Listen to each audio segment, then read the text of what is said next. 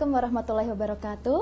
Pemirsa TV Muhammadiyah yang saya hormati, berjumpa lagi dengan saya Tisa Satiti Syakuntala dalam acara Islam yang Berkemajuan. Pada hari ini kita bersama dengan narasumber kita, Bapak Al-Hajj U'ailuin. Is it right? Right. Yep. Beliau adalah Chief Convener the Islamic Center of Myanmar, core member Religions for Peace in Myanmar. Welcome to our studio. Well, thank you very much. Yeah. It's a pleasure to have you here. Yeah, I'm really honored to be here also. Thank you so much. Maybe we can have a little small discussion on about the World Peace Forum. Inshallah. Inshallah. And can I ask you about how is the government in your country regulate the Muslim in their everyday life? Well, first let me express my gratitude to Muhammadiyah to inviting me to this World Peace Forum, which is very crucial and important for us. We are able to share our views and learn a lot from this forum. So first, thanks to Muhammadiyah. And then to your question, coming back to your question, the government has turned a new page into a democratization process. And since this is a transitional period, we cannot say that we are enjoying a full-fledged democracy. So still there are drawbacks, and they are trying to turn into a full democratic state. It has not yet happened. But so is it ongoing process? Right. Yeah. Is it has any impact to the Muslim society in Myanmar? Well, the presidents have been giving speeches, and in his speeches, he seems to realize that to be a member of a democratic state, they need to recognize the basic human rights of every citizen. Or even if not a citizen, in his last speech, he did mention about people who are residing inside the country who may not have even a citizenship status, to treat them as human beings and to grant them their humanitarian rights. So the president's speeches are very encouraging, but he needs to walk his talk. So maybe it has time. Yeah, Right. It takes time to. Inshallah. Inshallah. Okay. And is there any discrimination or maybe equality for Muslim in their everyday life, in practicing? Well, in the day-to-day life, interacting with the grassroots people, we don't feel that much. But to be frank, after this 1962 coup by the military regime, Muslims are systematically weeded out from the mainstream society. They are not giving important position in the government ministries, and things get worse. Before, we used to have some prominent Muslim personalities in the army. One of them was my uncle, who reached right up to the lieutenant colonel. There are some full colonels who were awarded a gallantry award for their bravery and their defense of the country. So gradually, Muslims are not even allowed to participate in these kind of, government ministries. And later on, no Muslim was selected to the military academy, even to the police academy. And just before the turn of this democratic process, even in some civilian posts, Muslims are discriminated. It is, what shall I say, unwritten laws. Unwritten laws. But in the Constitution, it is very clearly stated that there should not be discrimination based on race, religion, or creed, and full rights have to be given to all the citizens.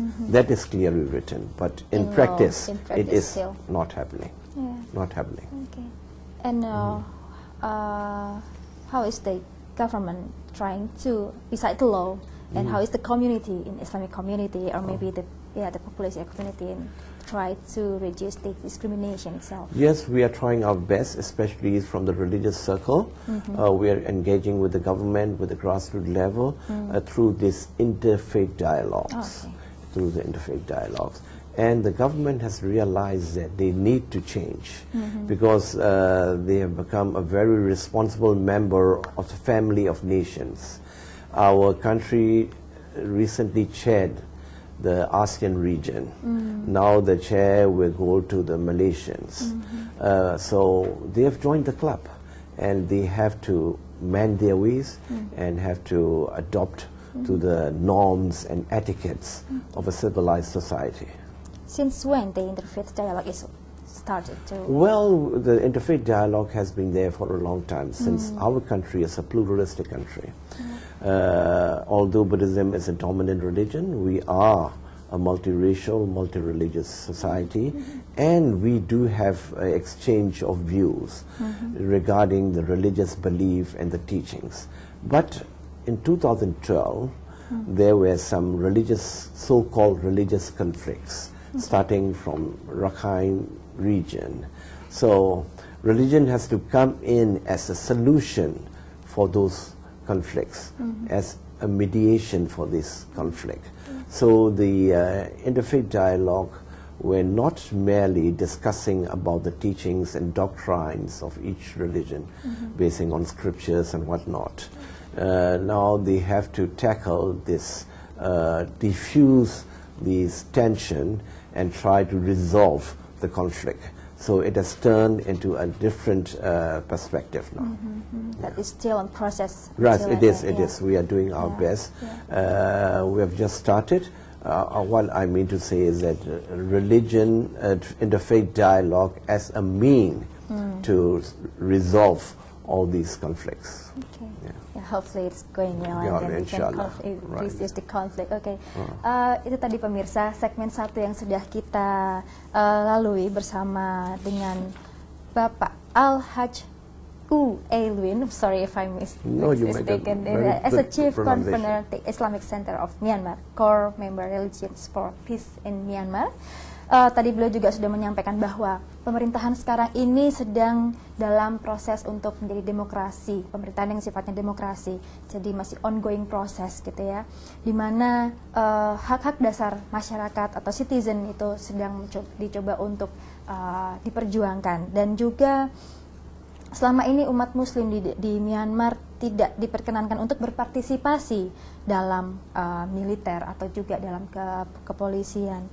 Dan di samping itu juga untuk menyatukan perbedaan di antara antar umat beragama, dilakukanlah sebuah interfaith dialog, di mana di situ terdapat berbagai keberagaman yang kemudian coba dipersatukan sehingga tercipta keharmonisan dalam keseharian di Myanmar.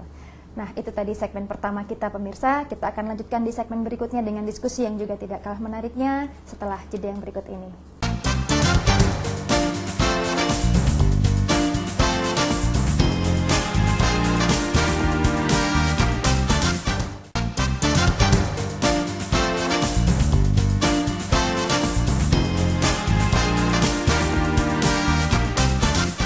Masih bersama saya Tisa Satiti Kuntala dan juga Bapak Al-Haj Alwin. Kita masih melanjutkan diskusi kita tentang kondisi Islam di Myanmar. Okay, we come to the second question. Right. I would like to ask you about the misconception about the radical Buddhists in Myanmar. Yes. And how Islam reached. Yes, there are a lot of misconceptions, but I would like to specify it on one very crucial point regarding Indonesia. Not Indonesia, only Indonesia. These radical Buddhists are trying to paint a picture that entire Malay Peninsula was once a flourishing Buddhist state. And due to this militant, aggressive Muslims, Buddhism was wiped out from that area, and Islam became a dominant religion in that area. So what they are doing is that they are trying to agitate the moderate Buddhists living in Myanmar, trying to point out this distorted historical fact and saying that you need to be careful about the Muslims inside Myanmar because Islam has dominated the region which was once a flourishing Buddhist state. It might happen to our country also. So you need to be careful of this Muslim, and Islam is a threat to Buddhism in Myanmar, and the downfall of Buddhism, even at its birthplace, Indian subcontinent, is due to Islamization.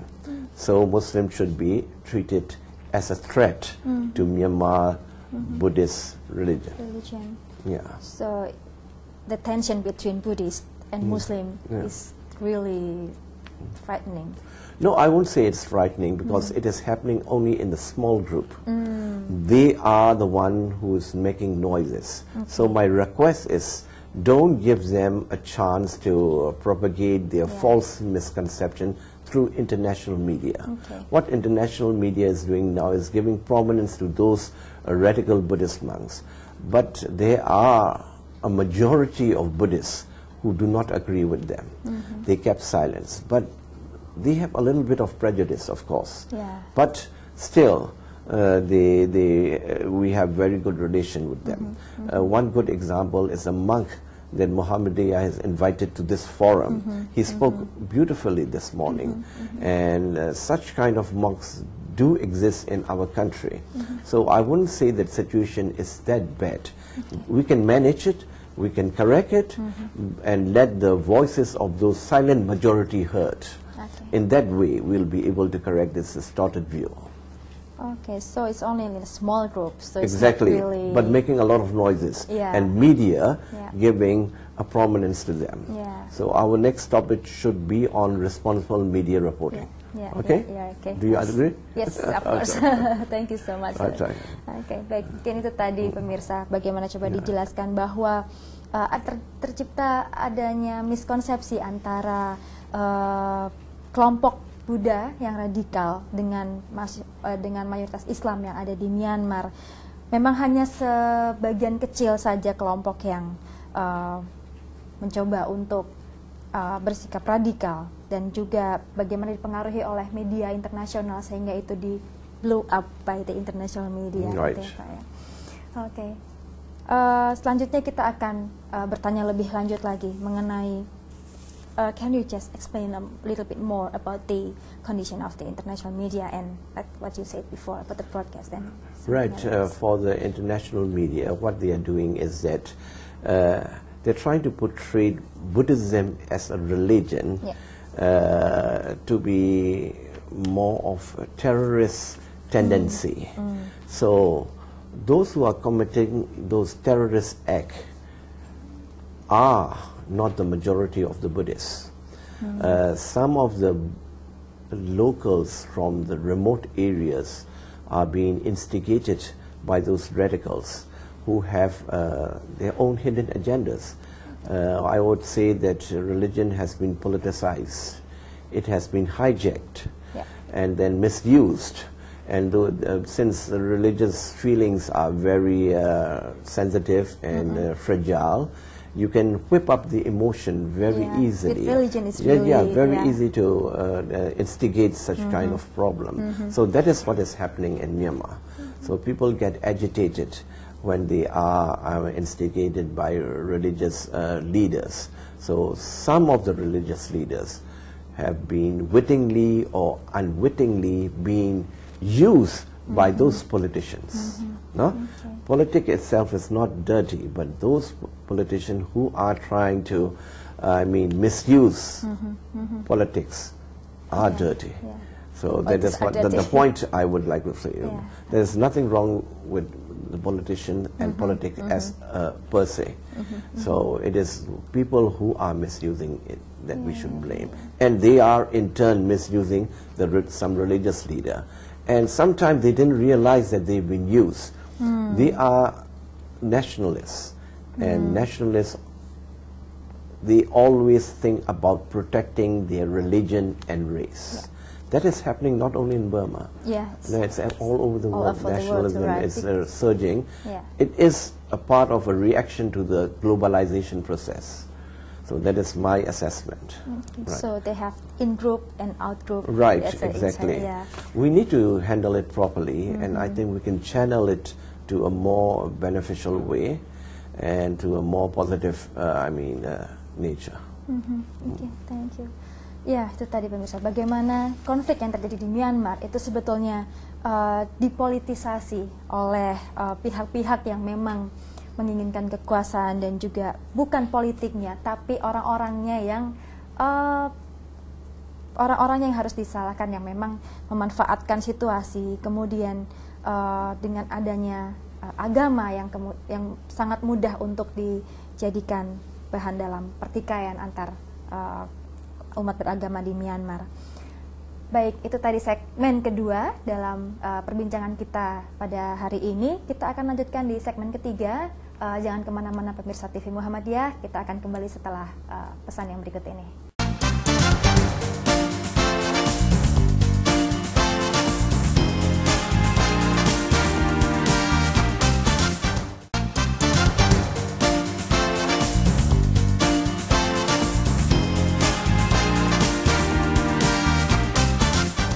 Pemirsa TV Muhammadiyah, kita akan melanjutkan di sesi yang ketiga dengan pertanyaan yang juga tidak kalah menarik mengenai sosial media. Ya.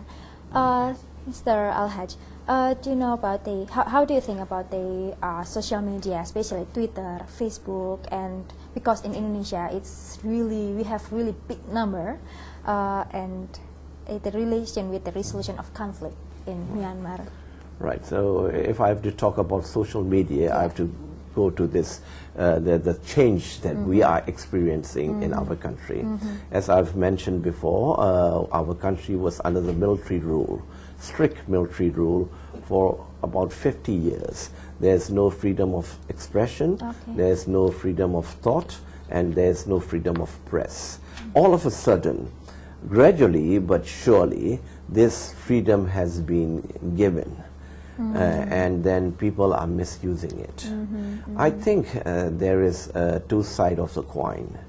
One is that there are certain group in the responsible position who want to belittle democracy. What they want to say is that you want democracy, you will get such kind of things.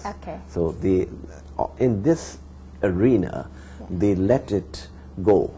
Just like that, without any control, especially on social media. So a lot of people in Myanmar is using Facebooks, not much on Twitter. They are using Facebook. And what shall I say, the IT, this communication sector in Myanmar is growing. And a lot of people has access to those handphones, mobiles, where they can have access to this internet. No? Yes, Ooredoo has come in, and then there are some other, Telenor has come in. There's a Myanmar company also, so it is growing. So within seconds, they can get access to this internet wall. So it has been misused. You are correct. It sometime I agree with the what shall I say?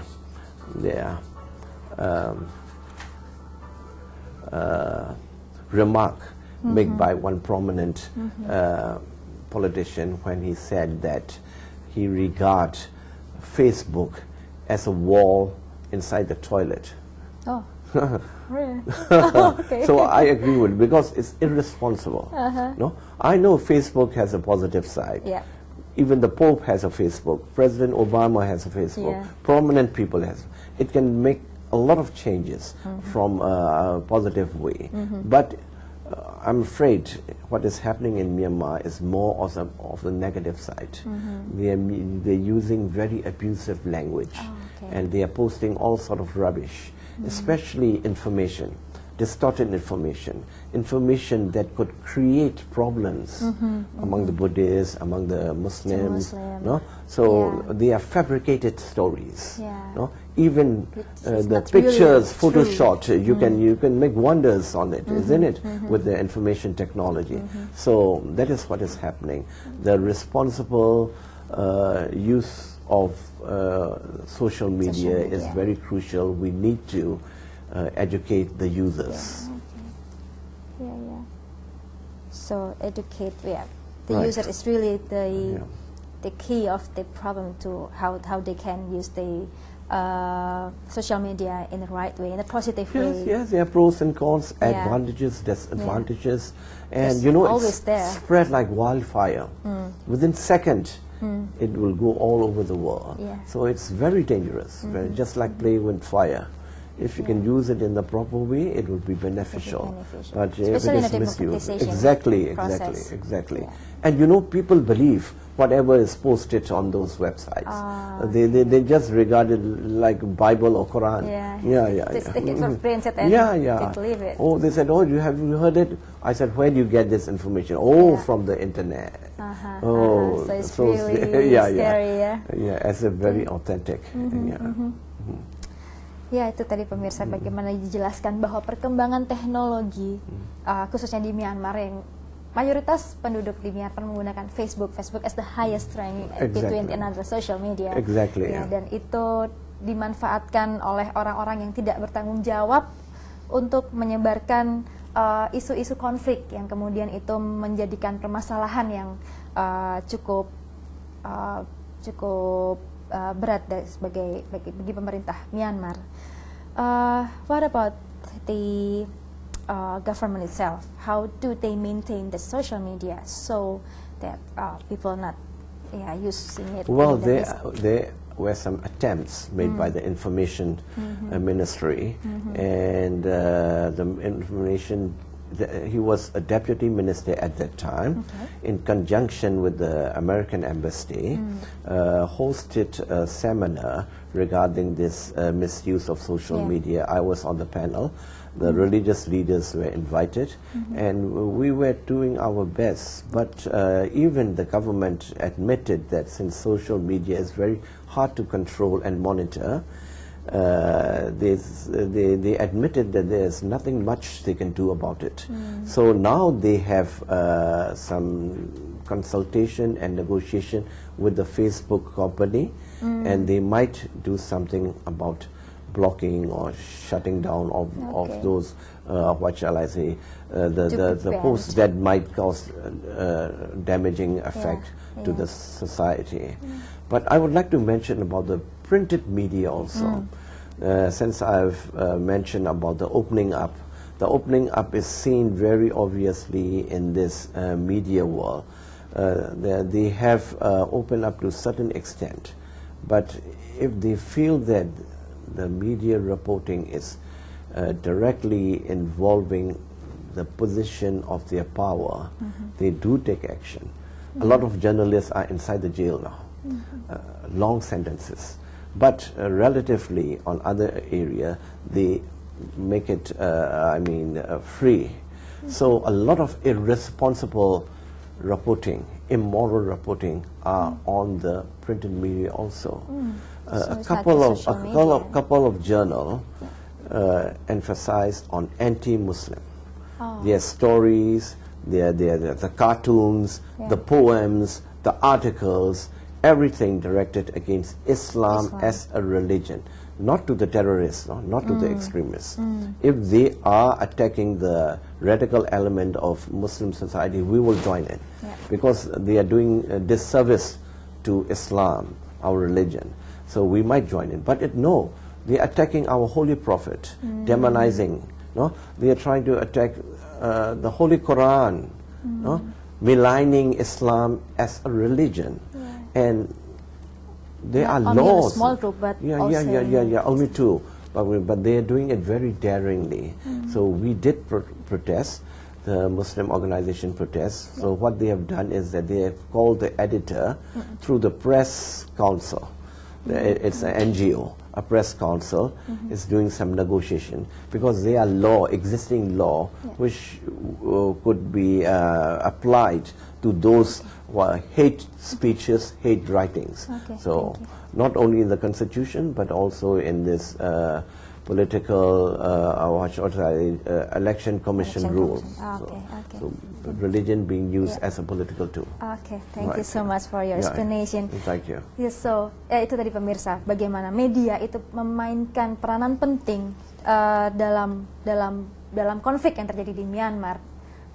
kadang-kadang dan terkadang bukan hanya sosial media tapi juga media cetak itu juga dijadikan alat propaganda bagi pihak-pihak yang tidak bertanggung jawab. Kira-kira begitu. Oke, thank you so much for your coming. Terima kasih pemirsa atas kebersamaan kita pada hari ini. Kita nantikan acara-acara berikutnya masih di program Islam yang berkemajuan hanya di TV Muhammadiyah. Assalamualaikum warahmatullahi wabarakatuh.